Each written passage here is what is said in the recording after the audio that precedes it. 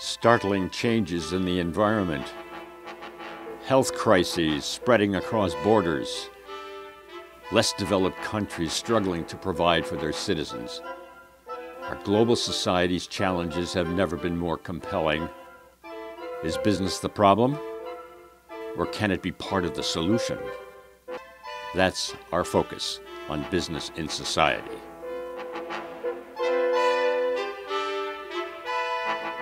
Welcome to Business in Society. I'm John Palusek, your host for the program. We all know that our global society faces many serious problems demanding attention: poverty, disease, hunger, race and gender inequality, educational opportunity, climate change and environment, and the availability of life-sustaining natural resources, especially fresh water. Now there's a fast-growing business model. It's called sustainable development or corporate social responsibility. It integrates commitments to improve society with traditional business objectives. So we have to ask, with all of its power and resources, is business making a difference? Is it helping people who need help? On this edition of Business in Society, we'll focus on how these commitments are playing out around the world. No better way to do that than to report on the premier global organization in sustainable development, the United Nations Global Compact. I'm delighted to welcome Georg Kell, Executive Director of the Global Compact, and a gentleman I've known and admired for more than a decade. The Global Compact is the world's largest voluntary sustainability initiative with 7,000 corporate participants in 135 countries. It also has some 3,600 non-business participants, non-governmental organizations, that is, NGOs, governments, and academic institutions. Georg, welcome to Business in Society. Tell us about the mission of the Global Compact, and then we'll get into some very fascinating specifics. Well, John, thank you very much. It's really wonderful to be here, and thank you for the great friendship and support for over a decade. As you know, the Global Compact initially was a speech by the former Secretary General. The speech was given at the World Economic Forum to CEOs, reminding them that globalization needs to be underpinned by values and principles, that it needs to be embedded in a framework of shared values. If you don't do that, there will be a backlash, and actually people around the world will resist business going global while governments remain local. So the idea then and today is that there are universal principles in the area of human rights, decent workplace conditions, the environment, and anti-corruption, which, if business makes a commitment towards them and makes them part of their own strategy and operations, actually business contributes in two important ways. First, it makes business itself stronger because they're strong on social, environmental, human rights, and transparency issues. But secondly, they also make markets more inclusive and give them a human face. One of the interesting aspects of this is that this is a voluntary commitment, and some people believe that companies should be regulated, as it were, to undertake these commitments. And yet the Global Compact has a very important instrument for measuring the commitment, the communication on progress annually. Yes, John, actually it's a central piece because we ask CEOs to make that commitment in a very public way, and in the case of publicly listed companies, we actually insist on the board to do so in writing, because we want to make sure that that commitment is known by all employees, so it empowers the employees, it informs the employees and motivates them. But then we do request and expect companies once a year to communicate in a public way on what progress they're making on the implementation. And this communication on progress, COP, is actually a very important tool because it's a transparency tool, and it also allows measuring progress over time. The sad story about the Global Compact is that we had to expel already more than 3,000 participants for committing first and then not living up to it. The good news is that those who get seriously engaged, they improve on a continuous basis. So this is a genuine commitment. Yes. And one of the other fascinating aspects of it from the point of view of the mission is that there seems to be a great interest in terms of partnering the private sector, NGOs, and governments in order to achieve some of the objectives. Yes, the Global Compact is business-led, but it's a multi-stakeholder concept. We have on our board CEOs, but also civil society representatives. And in the implementation, we always invite and encourage collaboration, partnerships with civil society and other players, academics. It's very important to have the stakeholder perspective to be open.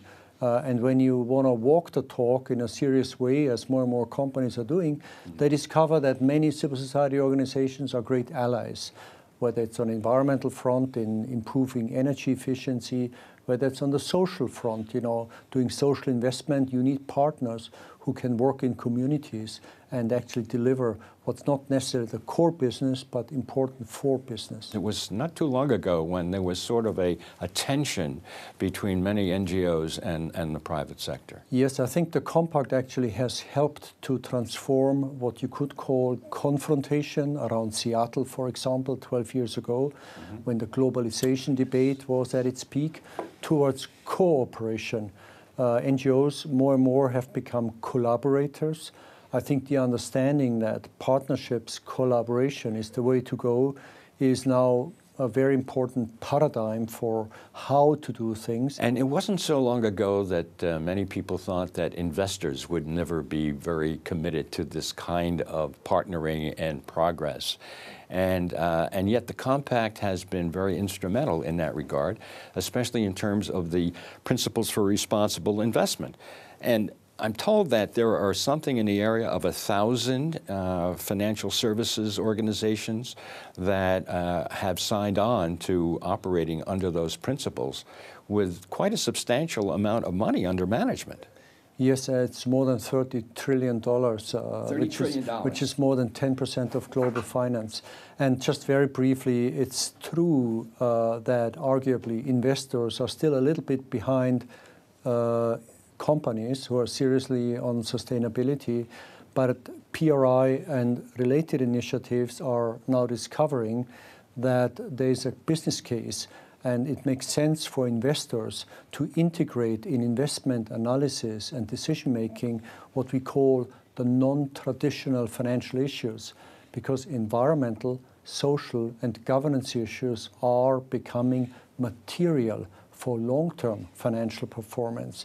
So investors are now very actively engaged in PRI, and investors are in this because they consider their fiduciary responsibility, because the issues are becoming material. And this is very encouraging, and I may add that since the financial crisis 2008, that momentum actually has grown even further. It also has a little bit to do with the short-term versus the long-term view.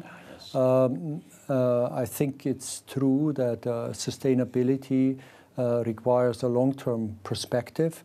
And as investors are learning some of the lessons from the financial crisis, and the world is searching for more predictability, sustainability, and long-term viability, these issues have moved really up on the agenda.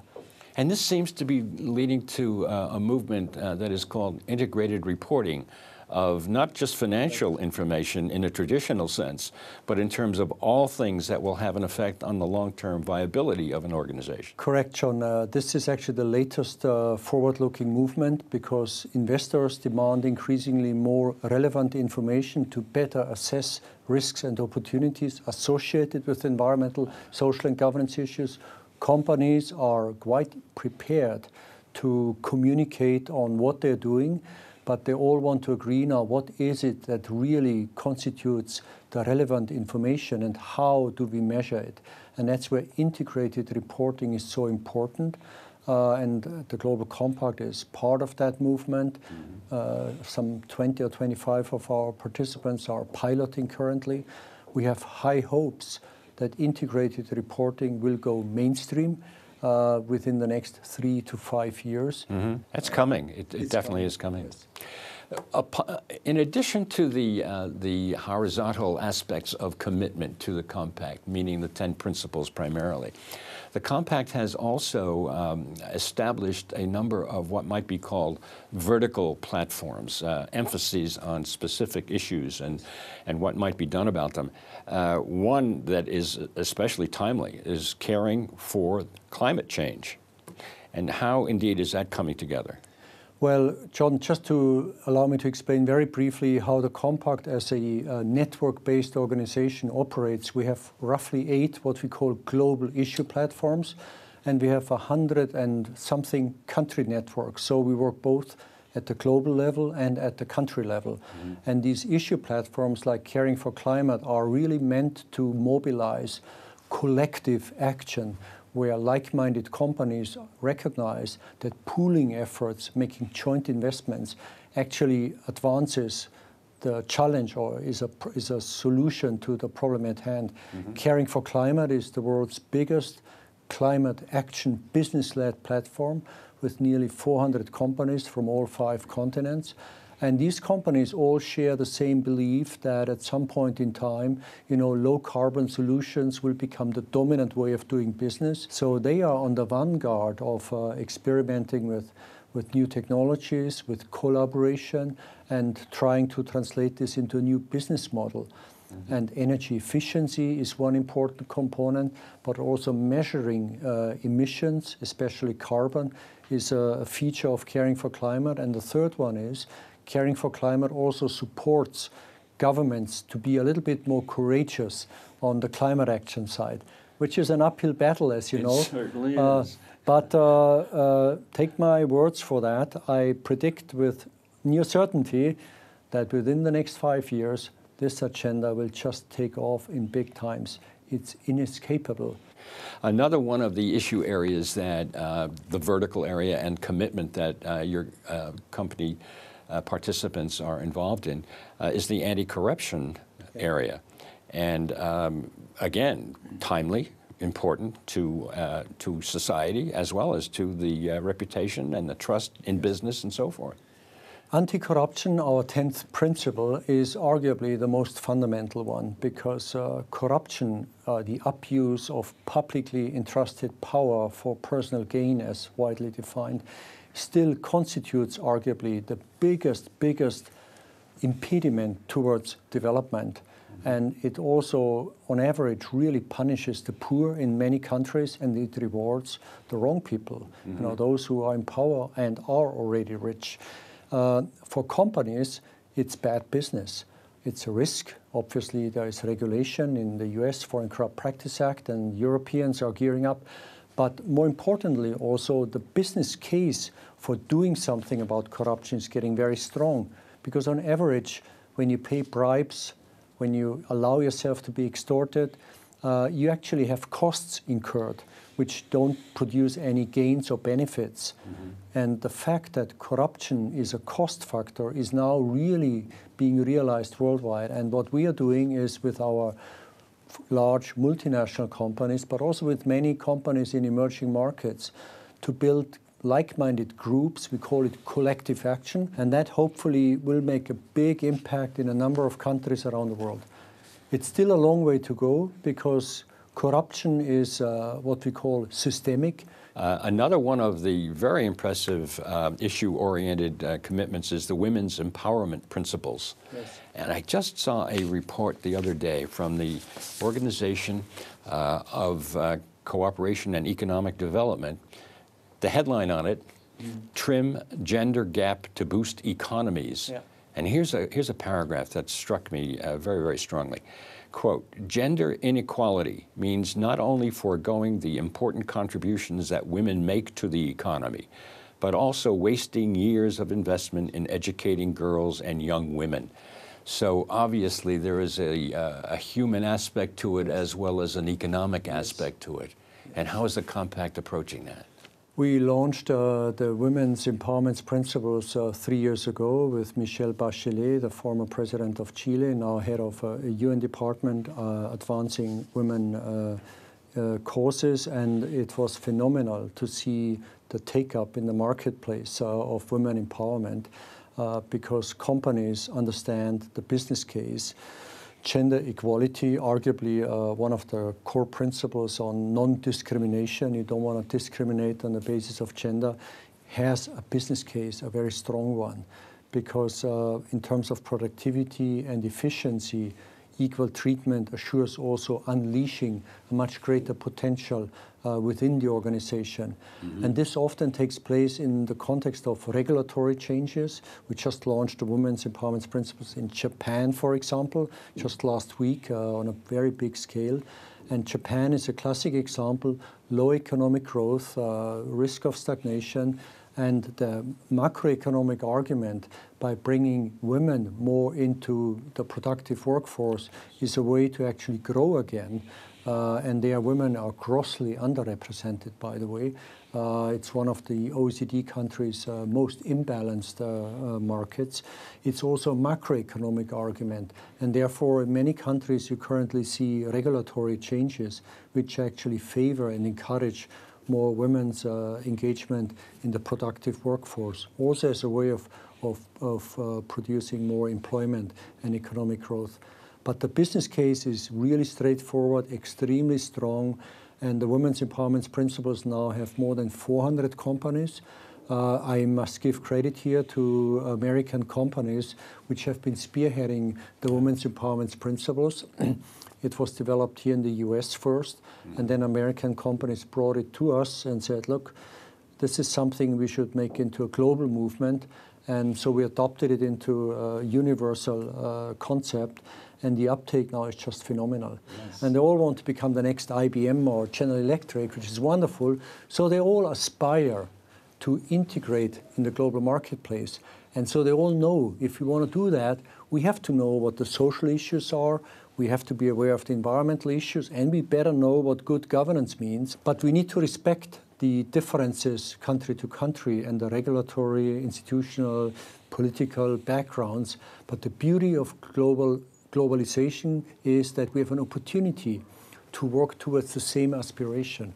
And that's where the compact really comes in. Universal principles, applicable everywhere, aspirational improvements, gradual improvements, and the global marketplace, if you so want, as a diffuser of best practices and solutions. So it's a race to the top. Well, I must tell you that as the father of 5 daughters, they would certainly say, go for it, please. Another fascinating commitment, however, is the CEO water mandate. Can you tell us a little bit about that? It's similar to caring for climate. It's an issue specific. It requires very close attention. Water management 4 years ago moved up the agenda. Several leading companies said, look, we now recognize that scarcity of water supply can actually be a threat to our long-term operation. We need to introduce water management systems. We need to measure water, and we need to invest in water stewardship, including watershed. So it started really business-led, recognizing there is a problem, a potential problem down the road, and something needs to get done. So the CEO water mandate started operating in 2007, and the idea was, like with Caring for Climate or of the other issue platforms, that dedicated companies, CEO water mandate now has 100 CEOs who committed their companies to addressing the water scarcity issue. And they did an enormous amount of work already by introducing the world's first corporate-led water measurement system, which is now up and running. They introduced collective action at country level. There are a number of projects going on at country level where companies are pooling their efforts to reduce the risk of water scarcity by investing in watershed and protecting better, introducing water efficiency systems across the supply chains. So it's an enormously growing platform. So on the ground, there are obviously people who are going to benefit from this. There are people in villages in less developed countries, perhaps, who will have access to fresh water where they have not had that access. Correct. The Global Compact's intention always is through the corporate footprint, through the value chains, through the subsidiaries, through the supply chain, to improve the lives of the people, to protect the environment better, to improve the lives of the people and to build markets. At the end of the day, it's really a positive agenda where business is part of the solution, but the expectation is that business is conscientious about the social, environmental, and governance issues. So we do not, deteriorate situations, but rather we focus on how can we improve the situation.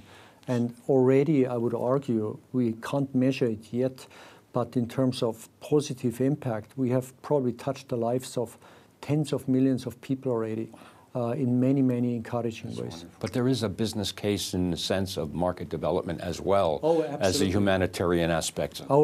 The basic philosophy, corporate sustainability, a proactive positioning on environmental, social, and governance issues means if you don't take these issues into account, you may well fail because you don't manage risk well.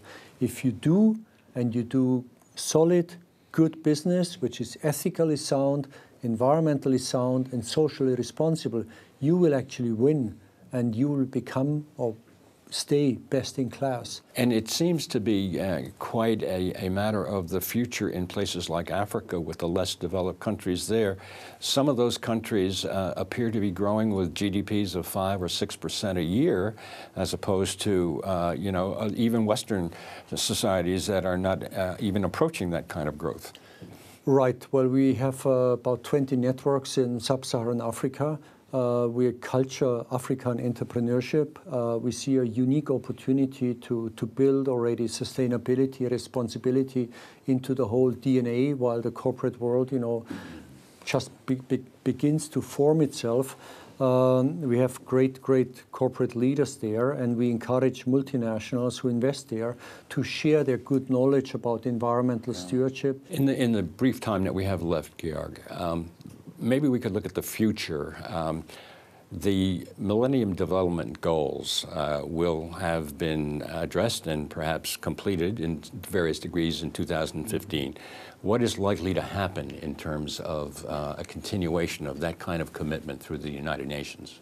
We have actually high aspirations and hopes that by 2015, the world community will produce new global goals that will tackle some of the most urgent challenges out there, such as climate, water scarcity, women empowerment, but also peaceful societies and how to overcome the problem of violence and fragile states, natural resource issues. And we are currently investing heavily in the Global Compact to make sure that the business voice is heard in this process. We actually hope that by 2015 we have goals that speak also to the business interests, so that the innovative spirit of business and its solution capacity can actually be brought to force in that. That is so encouraging. Personally and professionally, what drives you forward in terms of pursuing the objectives of the Global Compact and sustainable development in general? Well, as an engineer, I have always believed that it's business solutions which will help humanity, and history, I think, has proven us right there. I mean, so you want to be part of that, and you're obviously leading it. Yes, but I have always been working in the United Nations. My battle really has been to win over the United Nations, to not have an ideological view about business, but a pragmatic view. Yes. And so the beauty of the privilege I have really is to see where does the public good priority overlap with the private sector interest. And in today's world, that is so interdependent. Georg, let's talk a little bit about the challenges, the special challenges of the Global Compact and its commitments in emerging markets. Well, the good news really is that more than half of our participants are from emerging markets. And to me personally and to my colleagues, it's extremely encouraging to know that many companies that are operating out of challenging environments actually want to improve performance. And whenever I go to Colombia, Sri Lanka, Pakistan, or other places, it's enormously encouraging to meet entrepreneurs who are ambitious, who want to grow. But then it's also very sobering to see under what challenging environments sometimes they work. So this is where corporate responsibility has its ultimate challenge, to mobilize businesses to work together to make a positive impact, reducing violence, integrating former combatants in the workplace, promoting a peaceful approach, bringing different ethnic groups together at the workplace and show that peaceful collaboration is the way to go. And the good entrepreneurs who understand this agenda are very important players in this, because through their corporate activities, they can make a big difference. So with all of those differences, cultural, economic, et cetera, there are nevertheless universal principles that are applicable even in the emerging markets. Oh, absolutely. The universality of our principles is uncontested. Sometimes, like I was recently in China, again and again the issue comes up, are there universal principles and what about Asian values? The answer is always the same I'm giving. Look, we are all human beings under this sun. We are all born equal.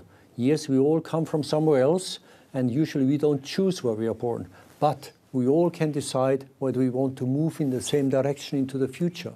And if you all subscribe to peace, respect for human rights, and respect for other people, then there are universal values and principles. A wonderful summation, Georg. There is so much more to be said about the fine work of the Global Compact and on sustainable development in general, but I'm afraid we've run out of time for this edition of Business in Society. Thank you, Georg, for sharing your many insights here today. Thank you, John, for having me. Thanks for being with us. Join us again when we bring you the next edition of Business in Society.